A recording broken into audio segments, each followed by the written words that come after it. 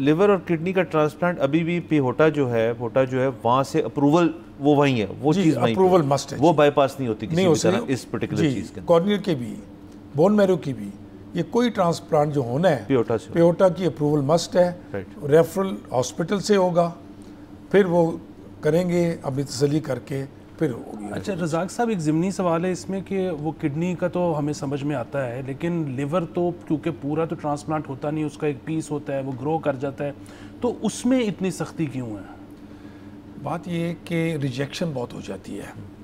कोई भी पेशेंट आप किसी का लेके करें, फैमिली रिलेशन ना हो तो रिजेक्शन होगी, और रिसिपिएंट का भी और डोनर के भी एक इशू होगा, दोबारा ऑपरेशन होगा।